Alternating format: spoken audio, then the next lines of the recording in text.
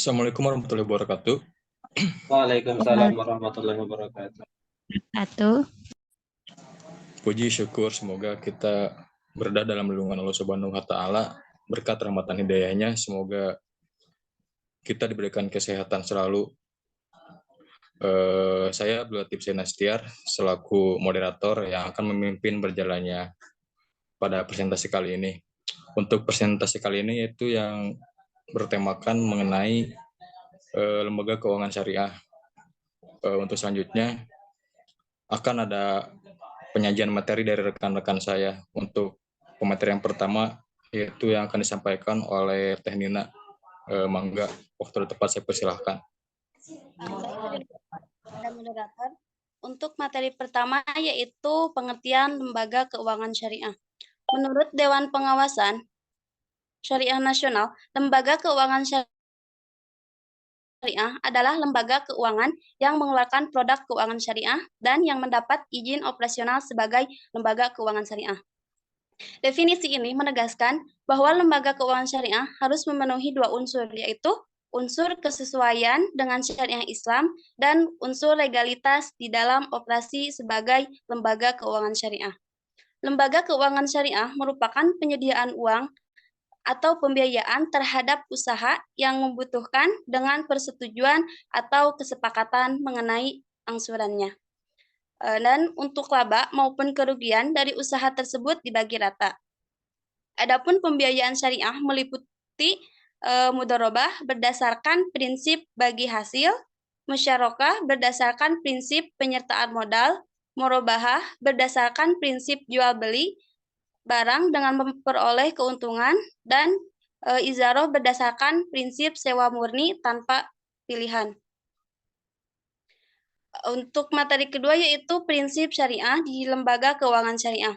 Keuangan syariah sebagai bagian dari sistem ekonomi syariah.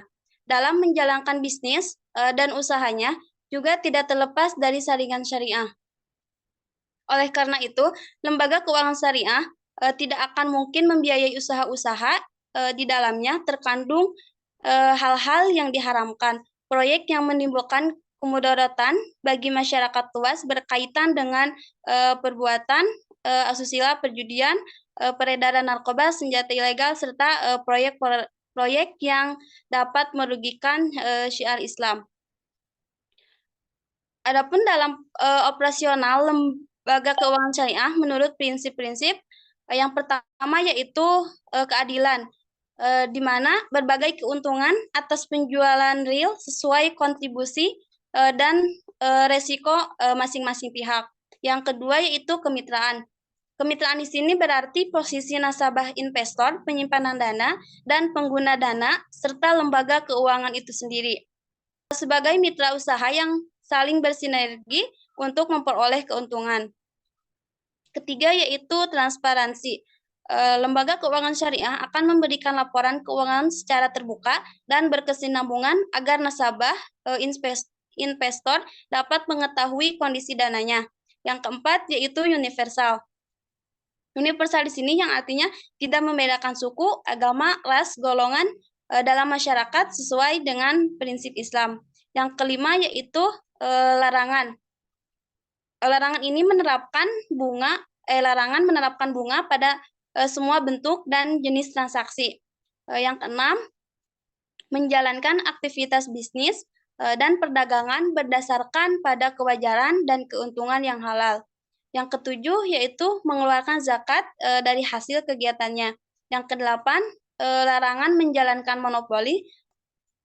Dan yang terakhir yaitu bekerja sama dalam membangun masyarakat melalui aktivitas bisnis dan perdagangan yang tidak dilarang oleh Islam. Mungkin itu saja, saya kembalikan kepada moderator. Baik, terima kasih kepada Teh Nina yang telah memaparkan materinya. Untuk materi selanjutnya itu ada macam-macam lembaga keuangan syariah yang akan disampaikan oleh Teh Dwita. Waktu tepat saya persilahkan.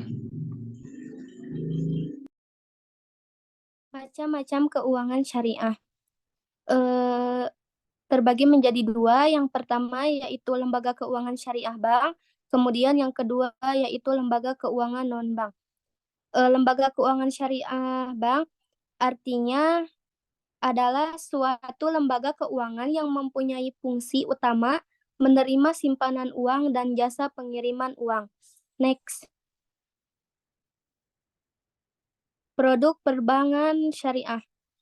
Yang pertama, penyaluran dana, yang kedua, penghimpunan dana, dan yang ketiga, jasa perbankan. Terima kasih, saya kembalikan kepada moderator.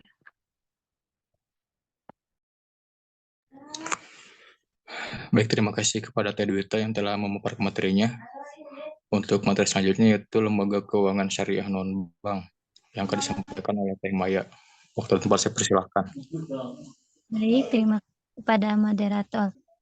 Yang pertama yaitu Baitul Mal wa Tanwil adalah lembaga keuangan syariah yang melakukan penghimpunan dana zakat, infak, sodaqoh untuk disalurkan kepada para mustahik. Kemudian yang kedua adalah lembaga amil zakat, merupakan tempat di mana pengelolaan zakat. Kemudian yang ketiga adalah asuransi syariah, merupakan usaha saling melindungi dan tolong-menolong di antara sejumlah orang melalui dana investasi dalam bentuk aset atau tabaruk. Kemudian yang terakhir adalah penggadaian syariah, merupakan perjanjian menahan suatu barang sebagai jaminan dalam hutang piutang. Next. Lembaga keuangan syariah non-bank. Yang kelima adalah reksadana syariah, merupakan sarana investasi campuran yang menggabungkan saham dan obligasi syariah dalam suatu produk. Yang keenam adalah obligasi syariah. Obligasi syariah di dunia internasional dikenal dengan suku.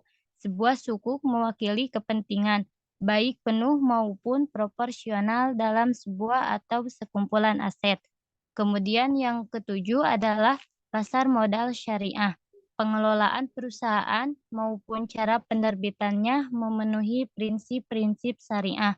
Dan yang terakhir adalah wakaf tunai. Wakaf berarti menyerahkan suatu hak milik yang tahan lama zatnya kepada seseorang atau nazir, penjaga wakaf. Next. Saya kembalikan kepada moderator. Terima kasih kepada Teh Maya yang telah menyampaikan materinya. Untuk materi selanjutnya itu yang akan disampaikan oleh saya sendiri mengenai fungsi dan peran lembaga keuangan syariah. Yang pertama itu ada lembaga keuangan syariah sebagai pengolah terhadap nasabah. Yang kedua, lembaga keuangan bank syariah sebagai investor dana nasabah dan yang dimilikinya. Untuk yang ketiga yaitu lembaga keuangan bank syariah sebagai penyedia jasa keuangan di bank lainnya. Dan yang keempat yaitu lembaga keuangan bank syariah sebagai pengelola zakat, dana, dan solusi sosial lainnya. Next. Adapun fungsi dan peran lembaga keuangan non-syariah, yaitu lembaga mendekatkan masyarakat kepada praktik ekonomi syariah, melakukan pembinaan serta pemodalan terhadap usaha kecil, melepaskan ketergantungan masyarakat terhadap rentenir, dan menjaga keadilan ekonomi masyarakat. Mungkin itu saja. Yang selanjutnya yaitu materi mengenai ciri-ciri dan sifat lembaga keuangan syariah yang akan disampaikan oleh Kang Galih. Oke, terima kasih kepada moderator. Di sini saya akan menjelaskan tentang ciri-ciri dan sifat lembaga keuangan syariah. Yang pertama, dalam menerapkan titipan dan investasi, lembaga keuangan syariah harus sesuai dengan fatwa Dewan Pengawas Syariah. Yang kedua, hubungan antar investor, pengguna dana, dan lembaga keuangan syariah sebagai intermediari institution berdasarkan kemitraan, bukan hubungan debitur atau kreditur. Yang ketiga, bisnis lembaga keuangan syariah bukan hanya berdasarkan profit-oriented, tetapi juga falah-oriented, yakni kemakmuran di dunia, dan kebahagiaan di akhirat. Yang keempat, konsep yang digunakan dalam transaksi lembaga syariah berdasarkan prinsip kemitraan bagi hasil, jual beli, atau sewa menyewa guna transaksi komersial, dan pinjam meminjam guna transaksi sosial. Yang kelima, lembaga keuangan syariah hanya melakukan investasi yang halal dan tidak menimbulkan kemadaratan serta tidak merugikan syiar Islam. Dalam membangun sebuah usaha, salah satu yang dibutuhkan adalah modal. Modal dalam pengertian ekonomi syariah bukan hanya uang, tetapi meliputi materi baik berupa uang ataupun materi lainnya, serta kemampuan dan kesepakatan. Salah satu modal yang penting adalah sumber daya insani yang mempunyai kemampuan di bidangnya. Sumber daya insani atau disingkat SDI yang dibutuhkan oleh sebuah lembaga keuangan syariah adalah seseorang yang mempunyai kemampuan profesionalitas yang tinggi. Karena kegiatan usaha lembaga keuangan syariah umum merupakan usaha yang berlandaskan kepada kepercayaan masyarakat. Untuk SDI keuangan syariah, selain dituntut memiliki kemampuan teknis perbankan, juga dituntut untuk memahami ketentuan dan prinsip syariah yang baik serta memiliki akhlak dan moral yang islami yang dapat dijabarkan dan diselaraskan dengan sifat-sifat yang harus dipenuhi. Antara lain, dalam sidik, yakni bersikap jujur terhadap diri sendiri, terhadap orang lain, dan Allah Subhanahu wa Ta'ala. Yang kedua, istiqomah, yakni bersikap teguh, sabar, dan bijaksana.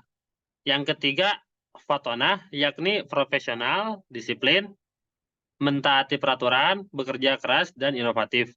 Yang keempat, amanah, yakni penuh tanggung jawab dan saling menghormati dalam menjalankan tugas dan melayani mitra usaha.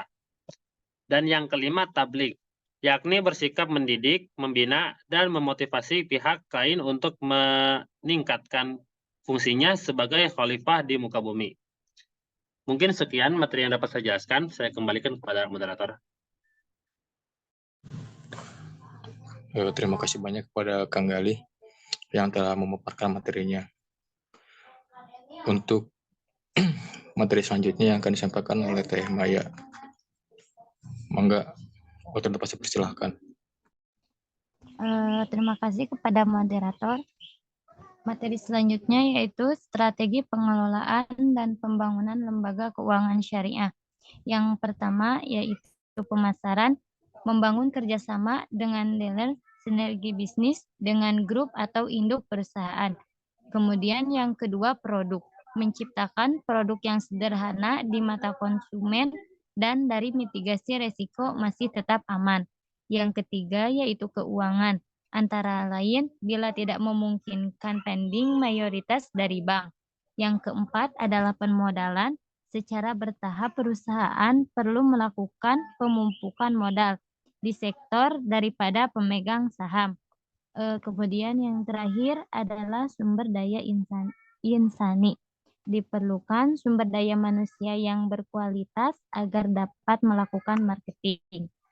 Saya kembalikan kepada moderator.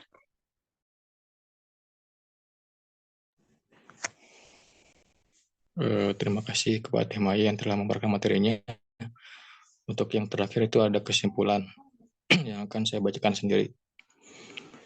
Untuk kesimpulannya itu, lembaga keuangan syariah menurut Dewan Pengawas Syariah Nasional adalah lembaga keuangan yang mengeluarkan produk keuangan syariah dan yang mendapat izin operasional sebagai lembaga keuangan syariah. Lembaga keuangan syariah dibagi menjadi dua, yaitu lembaga keuangan bank syariah dan lembaga keuangan non-syariah.